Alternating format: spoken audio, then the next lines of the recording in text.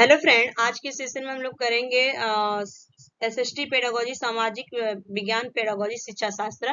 तो ये आपको यहाँ से 10 नंबर के लिए पूछा जाता है। तो चलिए क्लास को स्टार्ट करते हैं। क्वेश्चन नंबर फर्स्ट है और ये आप लोग का मॉक टेस्ट है। तो आप बताइएगा कितनी आप लोगों ने तैयारी किया है, चेक कीजिएगा अपना किसके 10 आउट ऑफ 10 मार्क्स आते हैं, कमेंट करके बताइए। तो चलिए क्लास को स्टार्ट करते हैं बिना लेट किए हुए। क्वेश्चन फर्स्ट, राष्ट्रीय पाठ्यचर्या रूपरेखा 2005 के अनुसार प्राथमिक स्तर पर सामाजिक विज्ञान की विषय वस्तु निम्नलिखित में से किन विषय से ली जानी चाहिए? तो राइट आंसर इसका हो जाएगा इतिहास, भूगोल, राजनीतिक शास्त्र और अर्थशास्त्र से ली जानी चाहिए। तो B is the correct answer. उसके बाद चलेंगे नेक्स्ट क्वेश्चन, सामाजिक विज्ञान की कक्षा में निदानात्मक और उपचारात्मक शिक्षण में शामिल होगा।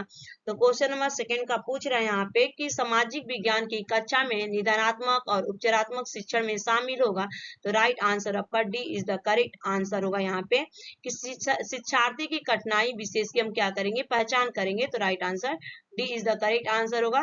अब इसको स्टार मार लीजिएगा, यहाँ पे 3 स्टार मार लीजिएगा। Very very most important question है।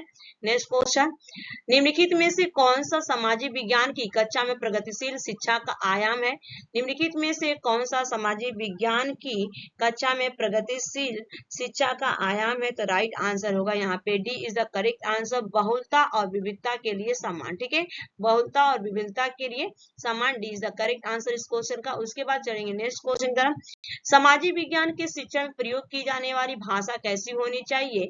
सामाजिक विज्ञान के शिक्षा में प्रयोग की जाने वाली भाषा कैसी होनी चाहिए? तो राइट आंसर यहाँ पे हो जाएगा सी इज द करेक्ट आंसर होगा, तटस्थ और संवेदनशील होना चाहिए। ठीक है, उसके बाद चलते हैं नेक्स्ट, निम्न में से कौन सा सृजनात्मक चिंतन का अनिवार्य गुण है? निम्न में से कौन सा सृजनात्मक चिंतन का अनिवार्य गुण है, पूछा गया है। तो यहाँ पे राइट आंसर होगा यहाँ पे उत्पादक, B is the correct answer इस क्वेश्चन का। उसके बाद चलेंगे नेक्स्ट क्वेश्चन की तरफ, निम्नलिखित में से कौन शिक्षार्थियों को अपने स्वयं के सीखने के लिए अधिक जिम्मेदारी लेने में मदद करेगा? निम्नलिखित में से कौन शिक्षार्थियों को अपने स्वयं के सीखने के लिए अधिक जिम्मेदारी लेने में मदद करेगा?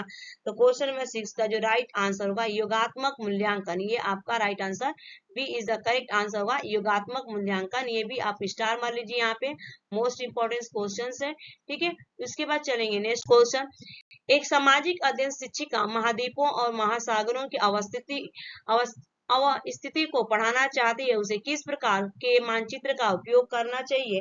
तो राइट आंसर इस क्वेश्चन का हो जाएगा B is the correct answer होगा विश्व भौतिक। ठीक है, किस तरह का होना चाहिए, विश्व भौतिक होना चाहिए। उसके बाद चलते हैं नेक्स्ट, सामाजिक अध्ययन की विशेषताएं पूछा गया है कि सामाजिक अध्ययन की विशेषता क्या है? तो राइट आंसर क्वेश्चन में 8 का हो जाएगा। देखिए, आपका व्यवहारिक ज्ञान भी होना चाहिए, संबंधों का अध्ययन भी होना चाहिए, जीवन के लिए तैयार भी होना चाहिए। तो इसीलिए आपका राइट आंसर क्या होगा, उपयोग सभी। ठीक है, D is the correct answer, government इसका राइट आंसर होगा। ठीक है, गवर्नमेंट ऑप्शन।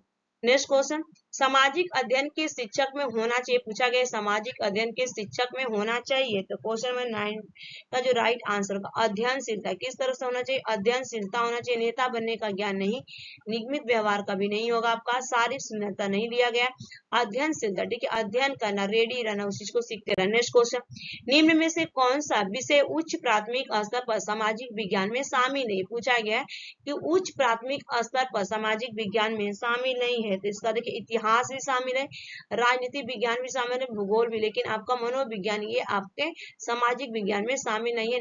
नॉट क्वेश्चन पूछा गया था, नहीं है। तो B is the correct answer. तो ये आपके 10 क्वेश्चन कंप्लीट हो गए। अब बताइएगा किसके 10 आउट ऑफ 10 मार्क्स आए हैं। Thanks for watching this video, bye bye, take care, have a nice day.